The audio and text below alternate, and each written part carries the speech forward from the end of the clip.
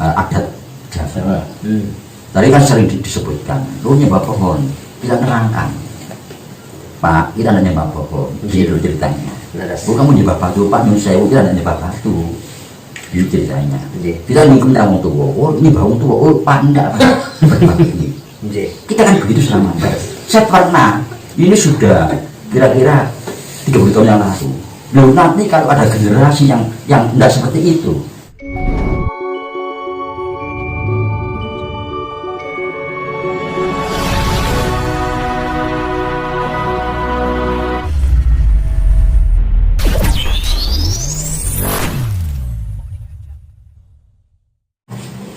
saya kira kita semua sepakat bahwa kaweningan, wening manunggal itu harus kita suarakan terus-menerus, yang akhirnya vibrasinya akan mempengaruhi seluruh sikap perilaku bangsa kita, termasuk di dalam berpolitik.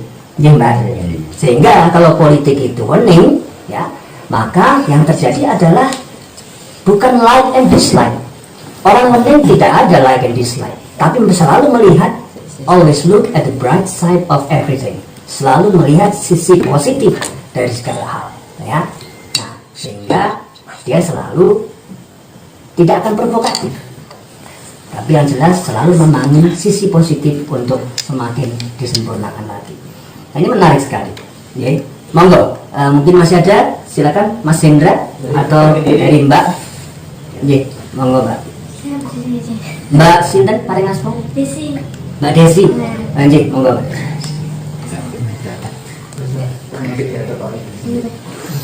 Terima kasih waktunya.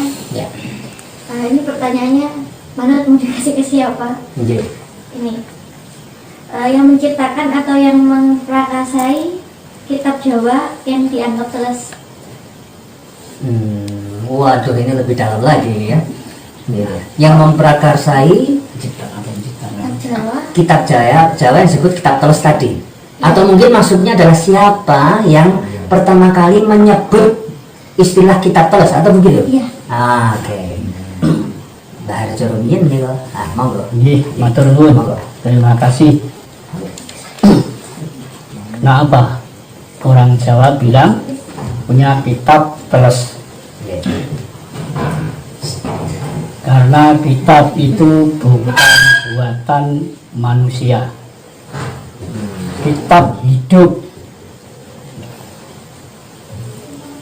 Manusia hidup itu tidak mungkin kering. Di situ ada teles, di situ ada hidup. Makanya tadi ada orang bilang orang Jawa menyembah pohon. Itu kalau orangnya benar-benar orang berketuhanan tidak sampai berkata begitu. Upamaya, dekat mana menyembah Tuhan, menghadap pohon dan menghadap tembok? Dekat mana? Tembok itu manusia yang buat.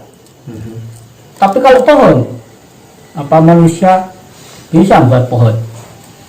Ya.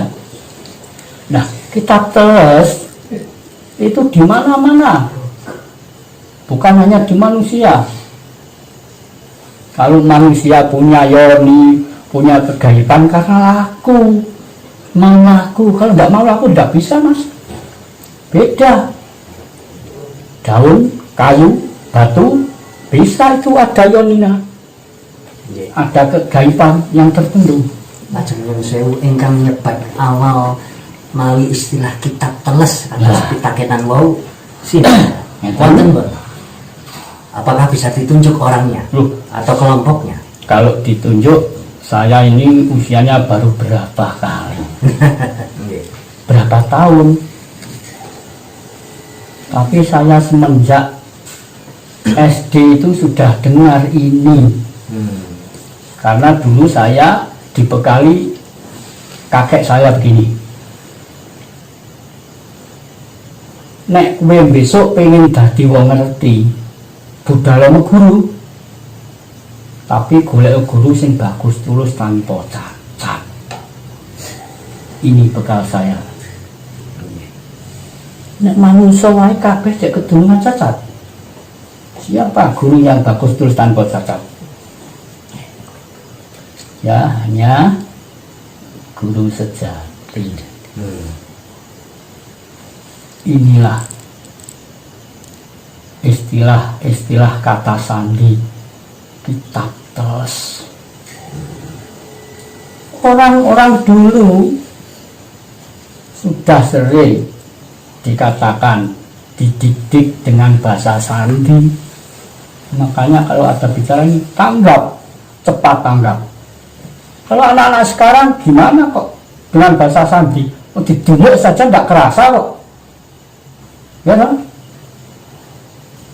Saat-saat ini kalau kita didik anak-anak, mari kita ajari dengan bahasa sandi lagi, sedikit demi sedikit, untuk menghidupkan, untuk mengertikan tentang kitab teles. Jadi kalau saya yang mengatakan pertama kali siapa? Tidak tahu saya baru usia berapa. Ya. Baik Mbak. Mbak pilih kita ke Kang Arif nih yang sejarawan. Mungkin pengamat sejarah maksudnya. Kang Arif ada pendapat tentang kitab teles berarti itu yang menyebut pertama siapa? Pertanyaan yang anu sekali ini, memang pertanyaan yang realistis. Ya, itu mana? Ada nggak? Yang pasti itu kan lahir dari pemahaman ya. Pemahaman dari sang penyusun. Ibaratnya buku itu semacam begini. Suta Soma ditulis oleh Empu Prapanca. Tapi Empu Prapanca sendiri menulis dari leluhurnya. Jadi tambah ke atas, tambah ke atas, tambah ke atas. Nah tadi saya sepakat yang harus dipahami adalah di situ terjadi ada estafet amanat, nilai-nilai yang harus dipertahankan. Jadi nggak tahu ini siapa yang nulis, tapi nilai ini baik untuk kehidupan. Dan memang itulah yang disebut kembali pada hukum awal, hukum musti tadi. Siapa yang mau menolak atau mengingkari bahwa ini hukum Tuhan, ya kan demikian. Jadi tidak mempermasalahkan, nggak tahu siapa yang menulis pertama kali siapa. Jadi nilai-nilainya lah yang harus dipertahankan terus, sahabat dilanjutkan, didirikan. Menarik. Mungkin berharga, Pak. Mbak. Ada. Mbak, dari sejarah gimana? Sejarahnya kita teles loh ya. Ya, yang menyebut kitab teles kinten bisa. Sejak saya bayi sudah ada. Sama gitu. Jadi begini loh ya. Kitab teles itu. Katakanlah sekarang kita tunjuk satu ada tumpeng. Tumpeng jangkap. Kalau tumpeng jangkap itu 5 kali ini tempatnya itu tidak cukup. Dibaca satu persatu oleh sesepuh bahwa sego kabuli itu artinya apa?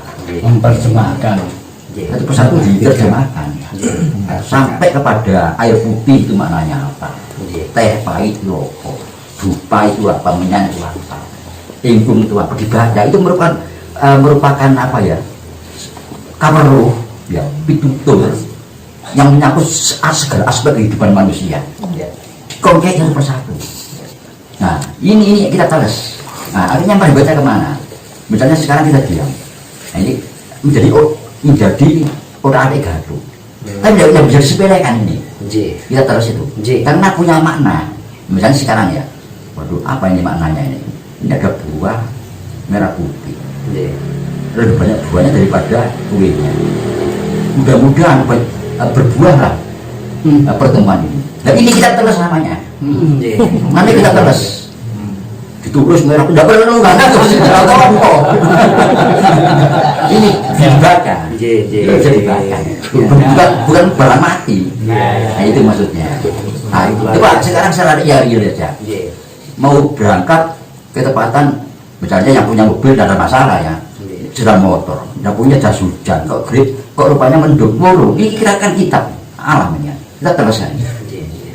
Ini tidak bisa dipungkiri, jadi alat tidak bisa menipu. Ini manusia bisa menipu, itu bisa ditafsirkan, tapi kalau alam, presisi ini kita teresin alam ini. Nah itu, mudah-mudahan saya tidak salah juga. Cuma satu saya tambah. Itu statement yang tidak salah.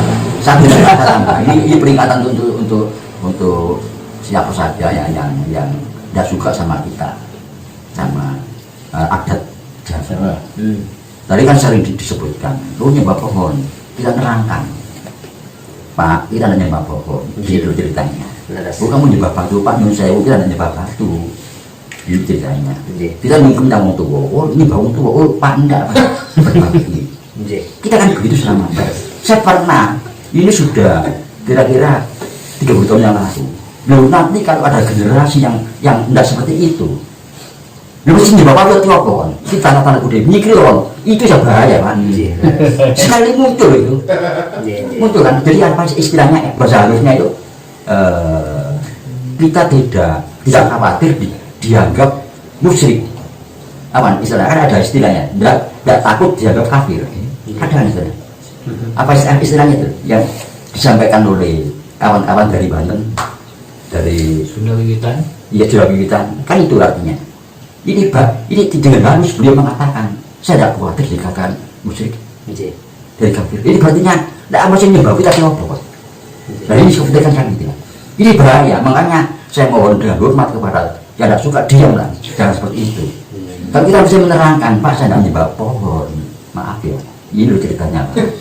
Saya tidak musyrik, saya tetap ada Gusti Allah Pak. Tapi kalau pada suatu saat ada generasi masih nyembah kita apa Pak? Nah ini lebih bahaya. Baik. Makanya peringatan keras, betul, jangan diulangi ya. Kalau nanti jawabannya begitu jangan disalahkan. Ini wajar dari betul. Ya terima kasih. Pak Agus mungkin ada komen. Silakan. Mungkin konkretnya itu nanti kalau ada pertemuan kembali, tapi saya akan berikan satu pengertian, mudah-mudahan bisa dimengerti dan diterima. Begini, kalau tadi ada bahasa sandi, ya tadi apa sesaji itu sebetulnya leluhur kita menyimpan ilmu, kaweru atau pitutur itu dalam bahasa sandi ya tadi lah, sesaji tadi. Itu setiap bentuk yang ada di situ itu bisa dibaca. Nah, kok bisa dibaca? Itu memang ada kitabnya. Kok ini maknanya demikian, tumpeng ini namanya itu ada. Itu ada tertulis itu. Nah, tapi kalau berbicara masalah asal usul siapa yang mengatakan kitab teles, itu sejarahnya tetap orang Jawa. Gini,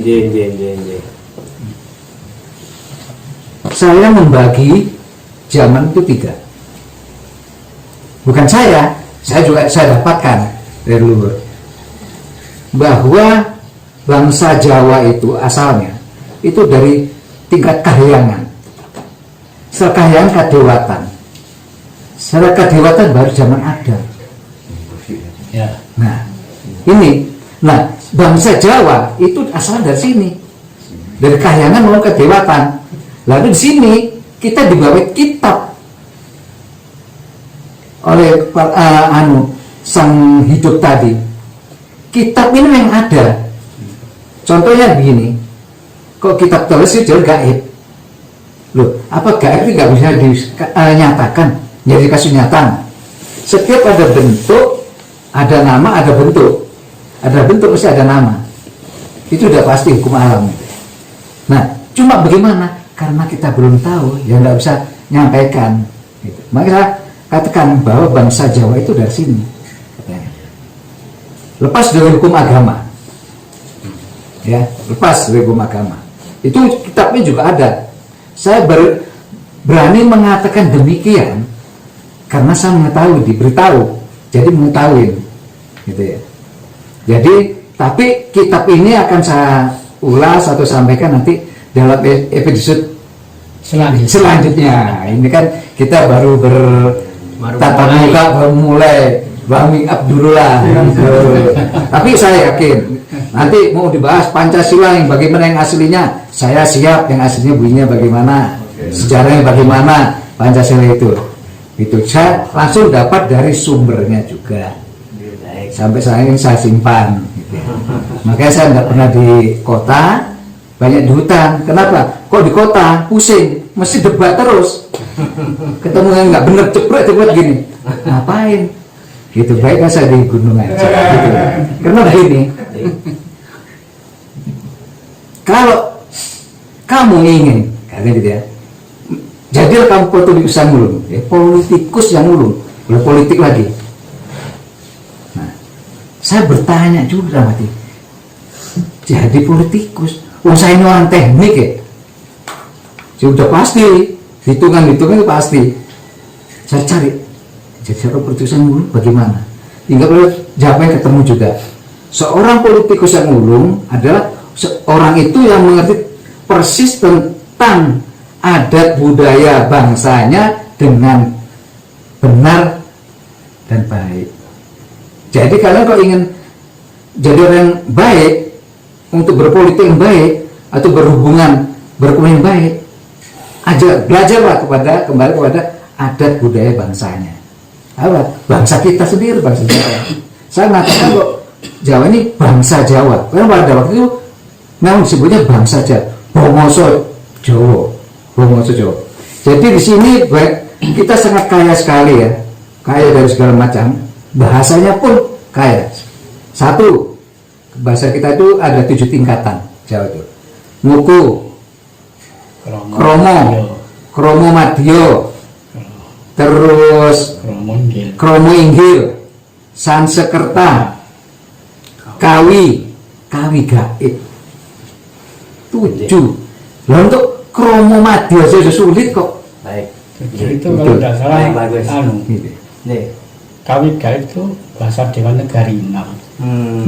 Itu asal bahasa ini awalnya dari Kahyangan tadi, kedewatan, terus diturunkan. Ada 3 dewa yang diturunkan. Wah, di sini ada cerita namanya Semar bangun Kahyangan. Setelah itu kan kedewatan turun kepada anaknya. Di sinilah Batara Wisnu, Batara Siwa dan Batara Brahman diturunkan ke tanah Jawa. Mau di sini wiwitan adanya kerajaan di muka bumi. Lepas ya dari agama. Luar biasa, Masya Allah. Nanti kita lanjutkan lagi di episode berikutnya. Oh gitu ya. Untuk buka tuntas. Supaya apa? Setelah itu saya akan pergi. Jadi Ya, Masya Allah. Sedaya kehendakipun Gusti. Ini luar biasa. Berarti kita semakin memaknai pertemuan ini bukan sebuah kebetulan, semua ketertentuan, dan tentunya kita harapkan yang di gunung-gunung, di hutan-hutan, yang di samudra, dimanapun yang terpisah, sesungguhnya kita adalah satu jiwa yang bersama-sama.